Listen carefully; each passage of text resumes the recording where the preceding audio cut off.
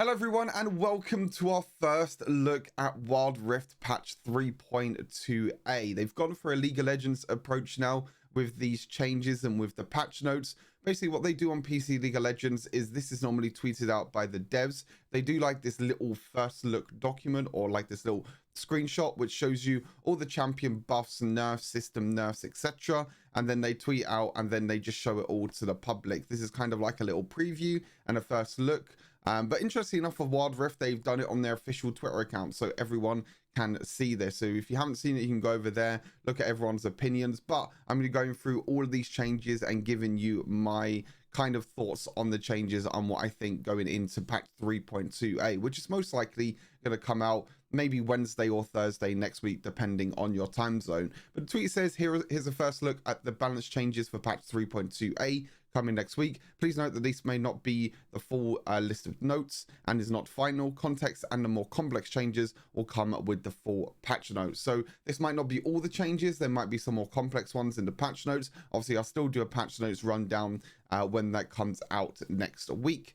Right, so let's go into the changes. So first off, we have Alistar, who's getting buffed this patch. The Triumphant Roar, the passive, the self-heal, and the heal to allies is getting increased. If you don't know, this just gets increased by every single time Alistar levels up. Interesting enough, the heals to allies have been buffed by quite a lot. 14 in the early game, which is quite substantial. And then also, well, it's what's that, about 80, 70 roughly in the late game as well. So the heal to allies has been buffed by quite a lot. The self-heal has always also been buffed by a little bit. 7 HP in the early game and about 40 in the late game, 35 in the late game. So the self-heal not too much. The interesting thing is mainly the heals to allies has been buffed, but the cooldown has been increased. So it's a bit of an adjustment, to be honest. They're buffing the heal, but then they're increasing the cooldown. So that means that he won't be able to heal as much, but when he does heal, it's just going to feel that little bit more impactful. This will help Alistar a little bit in the early game. Because Alistar does struggle a little bit in the laning phase, especially with all the enchanters at the moment that are currently in the meta. Alistar has definitely struggled with that. So getting a little bit of self-heal, a little bit heal to allies will help in terms of, you know, poke damage that might be happening, especially with Caitlyn being really, really strong at the moment. The poke that she can deal in laning phase is pretty annoying, so the heal will help with that. Cooldown is not too much. It's only a 2-second cooldown increase. So I think these are pretty nice changes to Alistar. And then the headbutt cooldown has also been decreased as well. Only by 0.5 at every rank, but 0.5 is 0.5 seconds. I don't think this will make too much of a difference. I think the healing is definitely the interesting part. We'll have to see how that feels. I know Keys will be very happy with the Alistar buffs because it's one of his favorite champions to play. Not really anything changed in terms of, you know, tankiness or anything to Alistar, but I think his tankiness and everything was fine. I think buffing his passive is fair enough because he does struggle a lot in the laning phase, and this will definitely help him out a lot in the laning phase. And also the heals to allies is also very nice, so you can heal up your allies a little bit more as well. Self-heal is kind of meh. It's whatever. No surprise that Ekko is getting a pretty big buff, to be fair. Base health, armor, and mana is getting adjusted. Again, these are probably going to be on the full patch notes. Wouldn't be surprised if all of these are buffed, to be honest with you. Time Winder, the first ability, is now getting 130% bonus damage to monsters, which I think is really, really big for Ekko. This will help his jungle clear a lot. At the moment, his first ability is okay at clearing jungle camps. Normally, you go Luna's Echo first item, so that also helps, but it still does struggle a little bit. But now with this is going to help you out a lot. This means that you can go for Time Winder now, most likely, as your first ability to start off the jungle, because you can start golems to kind of help you out with that, and then go onto the red buff. At the moment, most of the time, you start with the second ability because you do that missing health damage, which is actually getting buffed this patch as well. So the missing health damage at the moment is 2 plus 1.5% of your AP, but now it's getting buffed to 3 plus 2% of your AP. So both the base damage and also the AP ratio is getting increased for parallel convergence, which is quite nice. So again, it also helps the jungle. That also helps in the laning phase. And then the phase dive AP ratio has also been increased by 10%. So a lot of buffs happening to Ekko. I did feel that Ekko was pretty weak. His base health especially is very, very low. He feels very, very squishy. But with these changes, he might be very interesting. We'll have to see how much the changes are in terms of base health, armor, and mana. But overall, some really, really nice buffs to Ekko, and I feel like he will be definitely very strong. Buffs to Fiora. Fiora's definitely fallen out a little bit, as you can see in my tier list before. She's gone from like S plus down to S. I still think she's a decent champion, but they're increasing her base health. I believe they nerfed this only a couple of patches ago. So reverting the base health back to 610, and then the lung damage has also gone back up as well. Again, this was another nerf that they did as well. So they've kept the reduced hitbox of the lunge and the reduced range of the lunge, but they've just increased the damage back up again, just by 10 by every rank, and then they increase the base health. You know what? I still think Fiora is actually completely fine, to be honest with you. I know the lunge range is very difficult right now because there's a lot of mages coming back into the meta. There's a lot of AD carries with lethal tempo, which Fiora does struggle to jump on top of because of that range nerf in terms of the lunge. But these are, you know, pretty decent changes, but pretty scary changes, I think, at the same time, because I think it doesn't take too much to get Fiora back into the meta just because of how good her kit is and how strong she is. Nunu getting a little buff to first ability consume, going down by 1 second every rank. This will help his jungle clear quite a lot. This also helps during team fights as well. You can heal quite a lot with the first ability. So even more buffs to Nunu. I feel like Nunu's been buffed quite a lot recently. So even more buffs, which is kind of nice. Renekton also being buffed. Base health regeneration has gone up by quite a lot, to be honest with you. This will help him a lot in the laning phase. Most of the time with Renekton, you want to play quite aggressive in the laning phase because he does have very good all-in potential, especially at level 3. So if you do take a lot of damage early on, your base health regeneration will help you with that. In a late game, probably won't mean too much. And then dominance damage, ultimate damage has also gone up by 10, 20, and then 30. So a lot more late game damage to Renekton for Dominus. But again, you have to be in range with Renekton to get that Dominus damage in. Another buff to Veigar. I feel like I say this every patch with Veigar and Nunu. Veigar is getting buffed again, which is kind of ridiculous. The cooldown on the first ability is going down. Honestly, this is a really, really scary buff. Going down by 1 second every rank might not mean too much, but with all the ability haste that you can build with Veigar, it's pretty scary. Isn't Baleful Strike Veigar's second ability, actually? For some reason, I feel like that's the second ability and not the first ability. Oh, it is the first ability. Second ability is Dark Matter. There you go. The more you know. The more you know. But yeah, this is really, really scary buff. 4 seconds in late game. I mean, this is normally the ability that you max first as well. So you're going to be getting that 4-second cooldown of your first ability at level, what is it, level 7 or something like that? I don't know, actually. Probably before that. Probably level... No, it'll be level 7. Yeah, it'll be level 7 you'll get this, which is very scary. And again, all the ability haste that you build with Veigar as well, this could probably go down to 3 seconds, even 2 seconds. And this will scale because of your passive and because you're going to be stacking a lot of AP, which is kind of scary. And Event Horizon CD duration, CC duration, so the crowd control duration, so that's the stun duration, has been increased by 0.25. So not a big change there. But with the cooldown buff that they did before, and also the W buff that they did before as well, Veigar's getting more and more stronger now, so he might be fairly strong. Right, onto the champion nerfs. Camille's been hit by a absolute huge nerf this patch. Honestly, much needed. Camille has just been way too strong for way too long. She's been hit by nerf after nerf after nerf, and she's still just been way too strong, to be honest with you. So, you know, I kind of welcome these changes to Camille.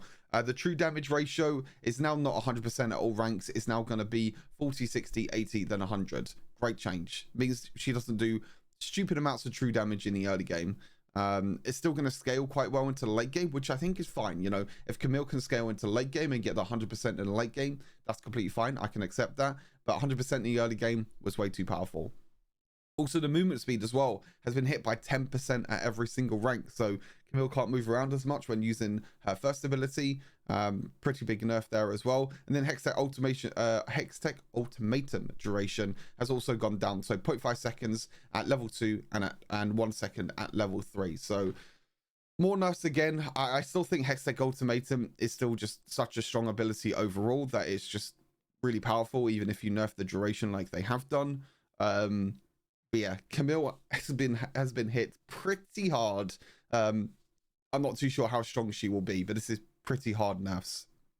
Gragas explosive cast travel speed has been increased. So this is basically how fast the ultimate gets from, as far as I'm aware, how far the ultimate gets from Gragas when you use the ability to when it actually hits the ground.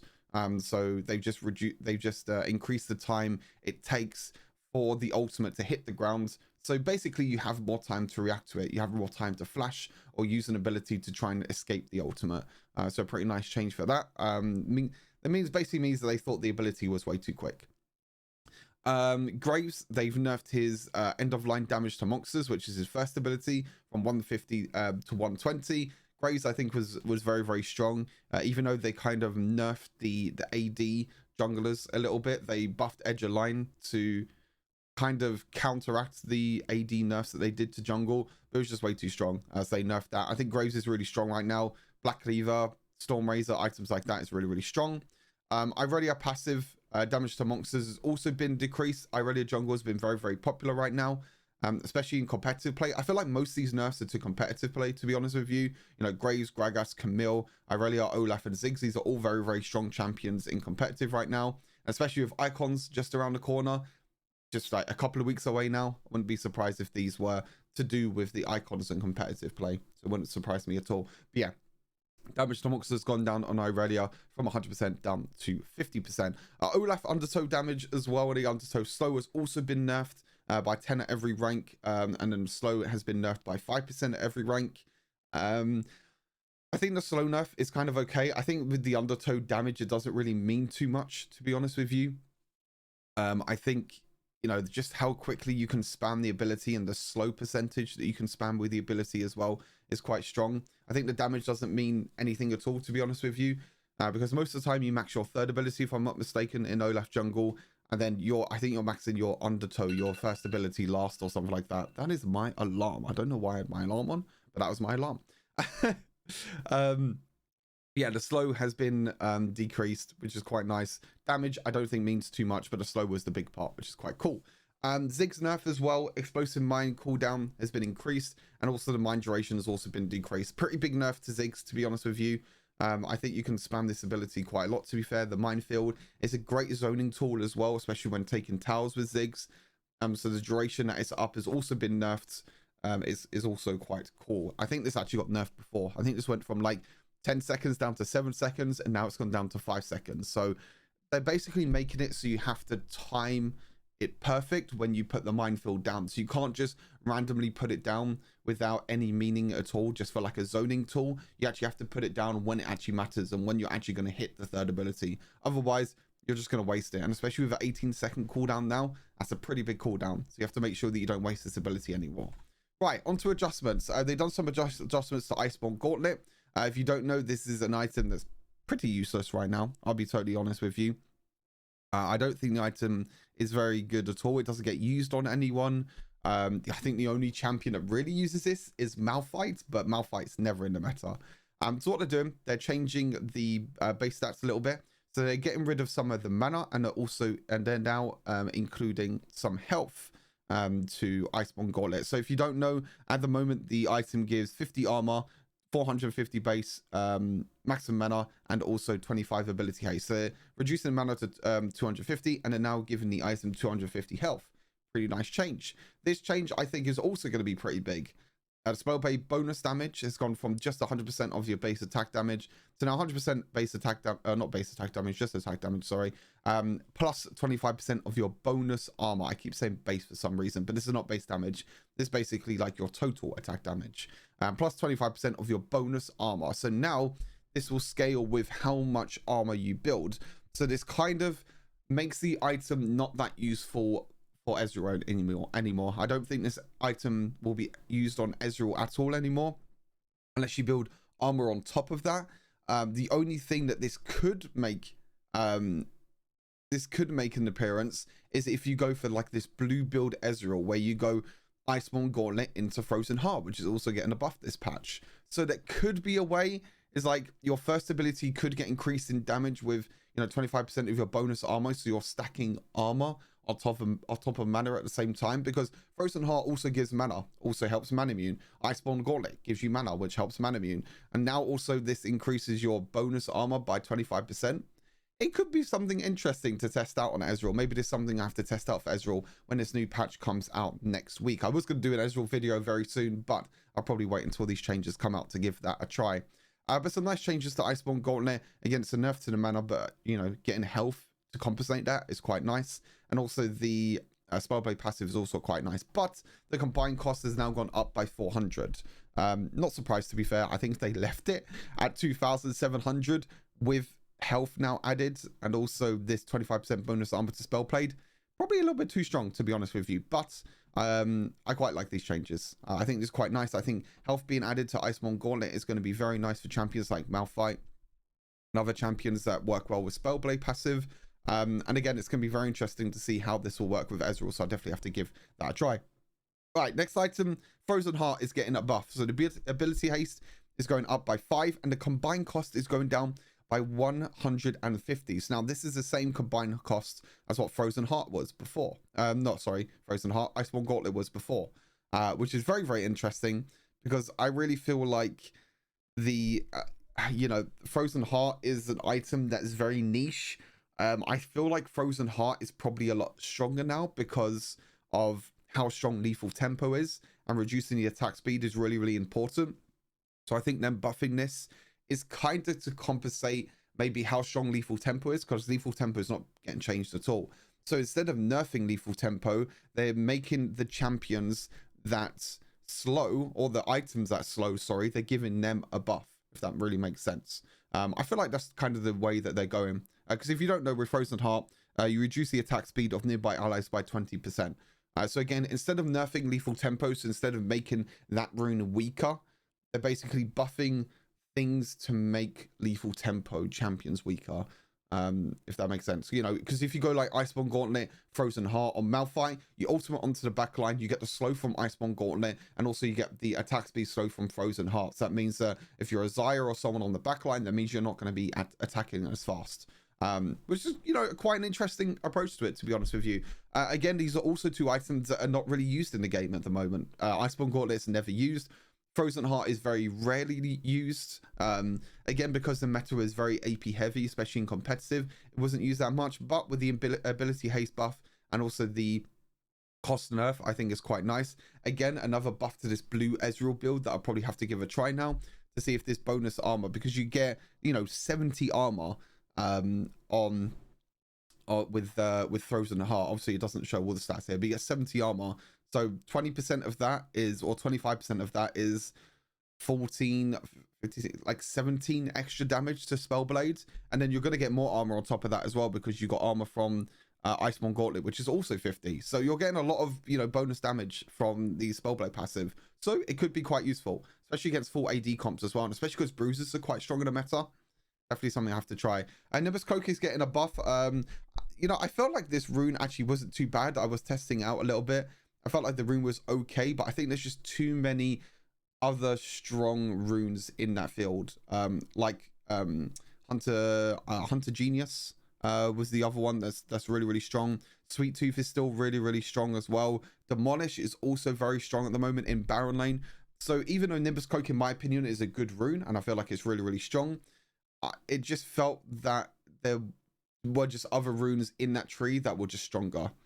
You could tell they're just they're buffing the longer cooldown abilities for the movement speed. So if you don't know, this movement speed is based off how long your cooldown is of the summoner spell.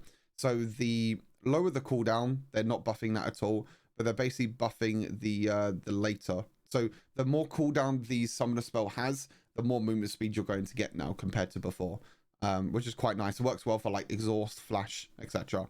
And the last nerf is a pretty big nerf. Conqueror again is getting nerfed. Now, Conqueror, in my opinion, is still way too strong. I feel like lethal tempo coming into the game has definitely been a big change, especially to AD carries. And to be honest, lethal tempo is really good for champions like Jax, Irelia, Trendemir, Kale. But this is another huge nerf to Conqueror. Now, if I'm not mistaken, this is the AD and AP ratio of Conqueror. I'm just checking down just to make sure. I'm pretty sure this is the AD and AP ratio. Oh no, this is the melee and ranged ratio. Okay, sorry, I thought this was the AD and AP ratio you get. So these percentages are based on ranged and melee. So at the moment, melee champions get 10% bonus adaptive damage, and ranged champions get 7%. Now, melee champions only get 8%, and ranged champions get 6%. So it's a bigger nerf to melee champions. You know, which in my opinion is completely fine. I mean, the rune is still way too strong, in my opinion. The rune was still getting played by a lot of champions. I think even after lethal tempo, I still saw a lot of Conqueror. Conqueror's just way too strong. So this is definitely going to flex things up in terms of especially midi champions as well. You know, champions like Irelia and Jackson, which in my opinion, I feel like Conqueror is maybe a little bit better. Maybe not on Jax, but on Irelia, I feel like Conqueror is a little bit stronger. This is where lethal tempo could come in. You know, lethal tempo can maybe be used by champions like Yasuo now, which could be really, really good. You know, champions like that. So pretty big nerf to Conqueror. You know, 2% for ranged champions and 1% for 2% for melee champions and 1% for melee champions. But that's everything. That is all the changes that are going to be happening for Wild Rift patch 3.28. Obviously, this is not the full changes. I'm going to do a video when the full patch note comes out. But hopefully you enjoyed this little quick video just to run down all the changes. I say quick, it's 20 minutes long. Quite a lot of changes happening in this patch. But I feel like this patch is more towards, you know, icons and worlds, which is going to be happening in a couple of weeks time, which I'm really, really excited about. I can't wait to watch that and get, you know, just get myself, you know, to, you know, get myself, you know, in that feeling for icons, because I think icons is going to be very, very exciting. There's a lot of stuff happening with icons as well. So yeah, I'm really looking forward to that. So yeah, the champion nerfs definitely towards competitive play. The buffs are very interesting as well. I think some of these champions are going to be very interesting after the buffs, and obviously the system and item changes and nerfs, which are going to be really, really awesome. But yeah, I love this approach that they've done. I love this in PC League of Legends, that they do like this little preview and first look of the new patch. So instead of all these leaks coming out and everything, they're just like, okay, we're just going to do a first look instead, and we're going to give everyone the same sort of preparation instead of having them to look at leaks all the time. So yeah, really, really nice change. Big credit to Wild Rift where credit is due. So hopefully you enjoyed this little short video. Thank you all for tuning in. I appreciate it as always. And I'll see you all next Wild Rift video. Peace.